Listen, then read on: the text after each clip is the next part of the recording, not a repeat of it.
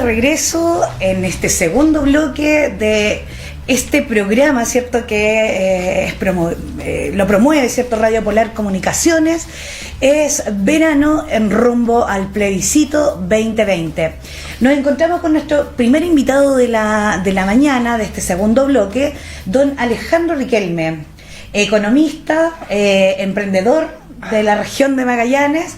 Le damos la mejor bienvenida, la buena disposición a estar presente aquí en el programa y primero partir consultando. ¿Tienes verano, vacaciones magallánicas? ¿Estás de regreso? ¿Te vas? ¿Cómo vives esta etapa? Primero, Alejandro, antes de entrar de lleno, digamos, a los temas que nos convoca en términos de tu opinión y reflexión, análisis. Aunque bueno, primero muchas gracias por la invitación y respondiendo a tu pregunta, quienes han sido emprendedores o son emprendedores actualmente saben que nosotros no tenemos vacaciones. Yo al menos no tengo vacaciones hace 6, 7 años. Este año creo que por ningún motivo la voy a tener.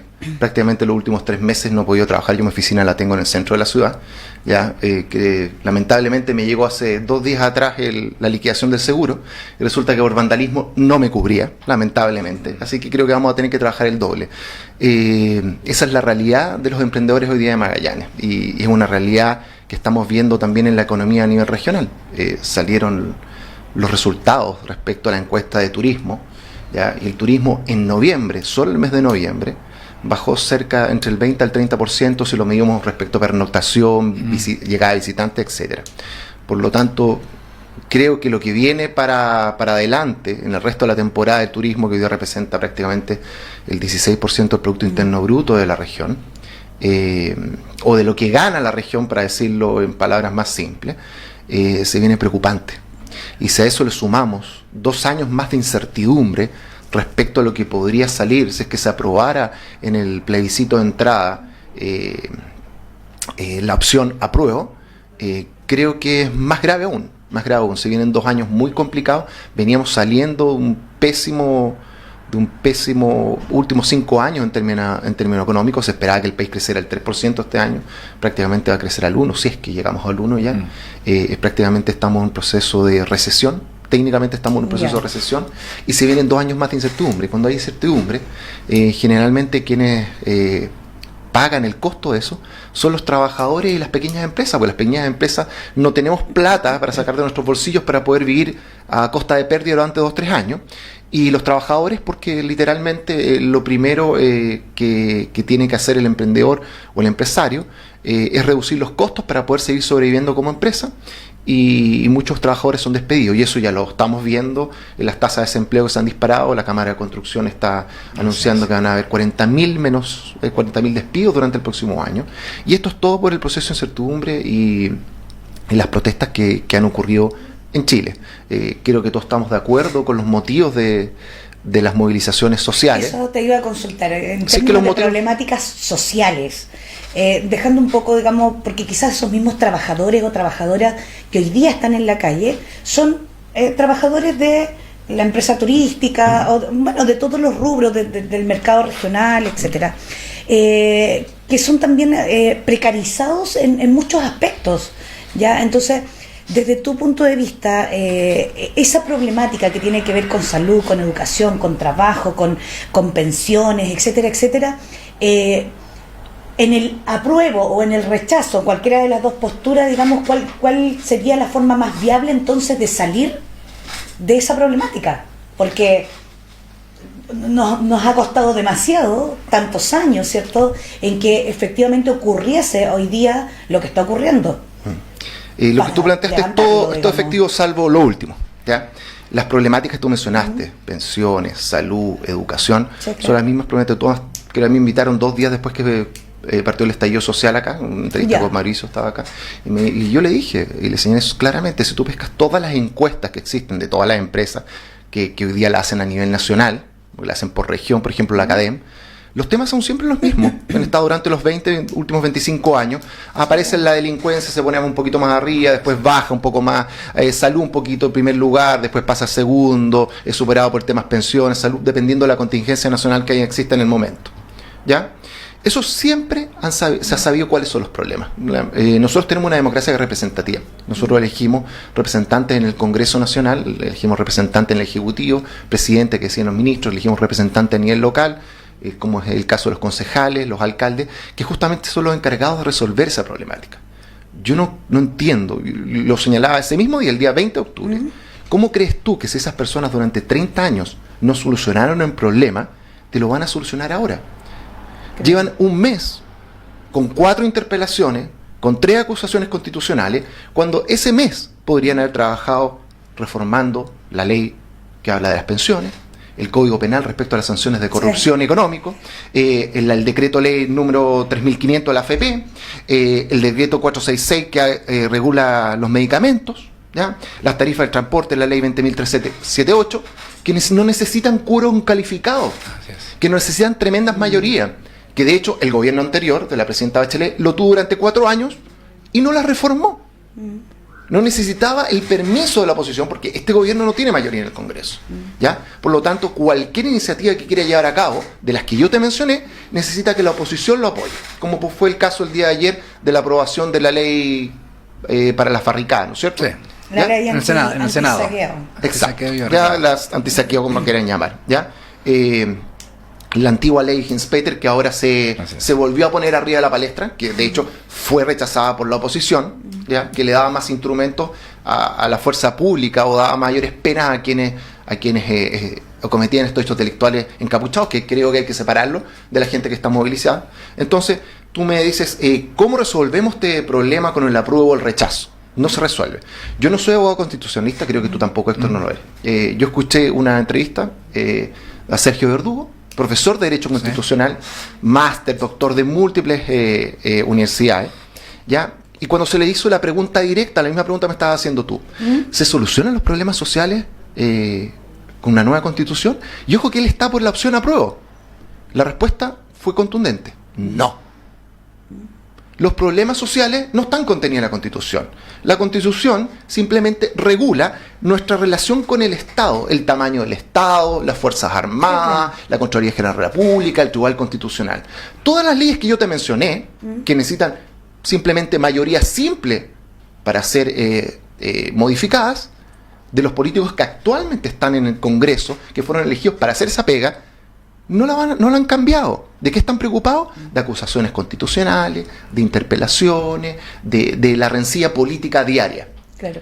Entonces yo no creo que vaya a cambiar. Tú me dices una nueva constitución, aprobemos una nueva constitución. Yo estoy por la opción rechazo. Yo creo que lo que hay que hacer es cambiar la actual. A mí me da lo mismo si la hizo Ho Chi Minh, la reformó Bachelet, Lagos o la hizo Pinochet. Yo ni siquiera había nacido para el golpe de Estado. ¿Ya? Creo que todas las generaciones que están acá no recuerdan lo que pasó hace 50 años atrás y muchas de ellas ni siquiera le interesa. No es mi caso. ¿Ya? A mí no me interesa quién la hizo. A mí me interesa que funcione. Y de hecho, muchos de los articulados que están en la Constitución, ¿ya? Creo que si tú lo ves en la ley RAE, artículo 19, número 3, que consagra el derecho a vivir en un ambiente libre de contaminación, etcétera, etcétera. Pregúntale a la gente de Puchuncaví si eso efectivamente funciona.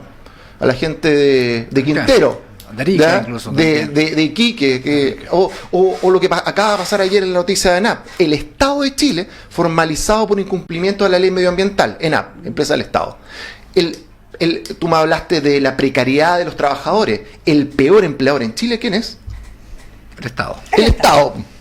No somos los emprendedores. Yo tengo que pagar mis sueldos en la fecha, tengo que pagar AFP, ISAPRE, si no me llegan las penas del infierno. Claro. Entonces, cuando tú crees que los políticos sacan de la palestra o de la discusión los temas que a nosotros nos interesan y nos ponen arriba la nueva Constitución como la gran solución, no lo es. Porque tanto los expertos como el texto no solucionan los problemas sociales que tú mencionaste y que la gente está preocupada. Simplemente la respuesta es no. Y eso es una realidad. Podremos opinar diferente, pero la realidad es que las pensiones no están en la Constitución. La AFP no está en la Constitución. No está ahí. Pero quizás va en carriles diferentes la discusión en términos de una nueva Constitución, como tú dices, y lo entendemos así, que regula, ¿cierto?, nuestra relación con el Estado. Pero hoy día, cuando hablamos de no derecha, no izquierda, es efectivamente lo que tú planteas. O sea, no está puesto allí pero es la problemática sentida de los trabajadores, trabajadoras, mujeres, niños, jóvenes, etcétera, que es lo que se busca cambiar. Ahora, los mecanismos, cambiando leyes, oye, cambiamos el código civil, penal, etcétera, etcétera. Exacto, eso quizás va de manera paralela. Si el tema es que la problemática está levantada, está señalada, se está exigiendo cambios. Ahora, nuestros representantes ya no han hecho la pega, y es también otra de las cosas que también se exigen hoy día. Entonces, finalmente, también escuchaba, digamos, a algunas profesoras de la Universidad de Chile de Derecho Constitucional, donde decían, hoy día no hay una forma, no hay una estructura al cual nosotros podamos decir, oye, esto es lo que hay que hacer, ya, porque el petitorio, las demandas son tan amplias que ni siquiera tampoco hemos sido capaces, y en eso también dentro del activismo y de las asambleas autoconvocadas, etcétera, que nosotros llevamos, digamos, dentro de la sociedad civil, no nos hemos puesto de acuerdo, digamos, en cuáles son todas las pedidas, porque yo tengo mis propios requerimientos, mi movimiento, el otro movimiento, etcétera, etcétera. Pero ¿cómo le damos forma? ¿Cómo le damos forma? ¿Y a quién le exigimos? Si a esos que hoy día le estamos exigiendo, además, deciden entre cuatro paredes o se ponen de acuerdo entre ellos, y finalmente quienes seguimos siendo perjudicados o perjudicadas somos la ciudadanía en general, las organizaciones de la sociedad civil, que son quienes tienen los problemas sentidos hoy día, digamos, en la realidad, en lo tangible. Pero si hablamos, claro, de temas más intelectuales y legislativos, etcétera, eso es una discusión que se va a dar y que se está dando con el apruebo, con el rechazo, ya, y en esa postura yo estoy por el apruebo, ya, pero son cosas paralelas que se tienen que trabajar, y efectivamente quizás la Constitución no va a venir a cambiar esa problemática, pero es lo que estamos pidiendo, lo que estamos exigiendo. El cambio de la Constitución, el tema de regulación, tiene que ver con cada una de estas otras problemáticas también. La forma, el mecanismo, cómo se haga, es lo que se está pidiendo hoy día en las manifestaciones, en la calle, etc. Disculpa, una cosa, por ejemplo, el tema educacional, que a la gente le importa mucho el tema educacional, obviamente, a todo el mundo, ¿no? Transversal. Resulta que el gobierno pasado, se habla de una educación de mercado, en fin, qué sé yo, estigmatizó mucho, siempre el lucro, qué sé yo. ¿Qué hizo el gobierno pasado, teniendo mayoría? Cambia el eje, ¿cierto? Y saca el lucro de la educación, ¿cierto? Afectando a muchas familias, porque muchos colegios mencionados, ¿cierto?, dejaron de serlo. Y está el tema de la tómbola, etcétera, etcétera. Pero fíjate, y hay una reflexión, Alejandro, resulta que el gobierno le cambió el eje, sin cambiar la Constitución. Sin mover una coma de la Constitución, cambió el eje, sacó el lucro de la educación. Fíjate, no fue necesario. Y en muchas materias, como dice Alejandro, tú puedes hacerlo, en temas de las penas, en temas económicos, tú puedes aumentar las penas, cárcel efectiva, sin tocar una coma de la Constitución. Es posible, Alejandro, ¿o no? Sí, por supuesto. A ver, tú tocaste un tema muy simple. Yo voy a disentir en dos cosas que tú planteaste. Discúlpeme, Alejandro, antes de que nos están escribiendo en el WhatsApp, y dice, buenos días a todos, no quiero dejar, digamos, pasar los mensajes. Es correcto, no se necesita cambiar la Constitución de la República para arreglar estas demandas, como las pensiones. Retrotraer la ley 3.500 a unos 25 años. Tenemos una clase política que está convenciendo a la ciudadanía que la Constitución es la solución. Dice, no lo es. Y el invitado tiene toda la razón, se refieren a ti, Alejandro, se está perdiendo el tiempo en otras cosas que les da tiempo a nuestros honorables para seguir en su puesto, al menos por este periodo. Gracias. Tú mencionaste dos cosas. Primero dijiste que eran la reforma de las leyes o la Constitución eran dos caminos paralelos. No va a ser así. Hoy día nosotros por las leyes podemos dar solución a todas las demandas. Después tú señalaste que lo que está pidiendo la gente es el cambio de la Constitución y que finalmente votemos... Eso es una de los grandes... Pero que si tú miras hasta el 18 de octubre, cuáles eran las peticiones que tenía la gente, eran otras. Las mismas que mencionaste a tu inicio del programa, pensiones, educación, salud. O sea, no de ahora, el tema de la Constitución es un tema que un sector político puso arriba de la mesa y lo propició. Un sector político. Y que, ojo, no le conviene a ese sector político, sino a todos los políticos. Los políticos viven del Estado. Para ellos, más Estado significa más plata. Si los delincuentes están en el sector privado y en el sector público. Yo te aseguro que los mandos medios y bajos del sector público no son los que están involucrados en los grandes casos de corrupción. Los emprendedores no están involucrados en los grandes casos de colusión, en los delitos de colusión. Son los grandes empresarios y la élite política de este país, ¿ya? Y eso es de derechas y de izquierda. Sí, claro. A ellos les conviene más Estado, les conviene 2 años más de incertidumbre, que nosotros sigamos dependiendo de ellos. Entonces, cuando tú dices, la gente está pidiendo, no, si este fue un tema que lo puso un sector político arriba de la mesa y que lo viene pidiendo hace mucho tiempo. El problema es que no vamos a reformar algo que ya está, que ya conocemos, y que por el juego de la democracia, porque tú muy bien hablas, que resulta que el sistema político, el modelo no está respondiendo a los cambios. Bueno, ¿qué queremos? ¿Un sistema dictatorial? ¿Una dictadura comunista o de extrema derecha? Yo creo que todos estamos pro democracia, ¿no es cierto? ¿Ya? Y resulta que cuando tú dices, nosotros respondemos a la necesidad de la gente, cada presidente que nosotros elegimos viene con un programa de gobierno. Sí, y dice, claro. mire, yo voy a priorizar por esto. ¿Y por qué se voy a priorizar por esto? Porque cuando yo te digo, ya, respondamos al tema, mejoremos las pensiones. Ya, ¿qué plata? ¿Dónde vamos a sacar plata? Le sacamos a la salud, cerramos hospitales, a la educación, cerramos colegios. Tú planteaste el tema de la educación, reforma de la presidenta Bachelet, Así es. que hoy día encareció las casas en prácticamente un 20% más, porque les aplicó IVA, ¿no es cierto? 6.000 millones de pesos esa reforma recaudó.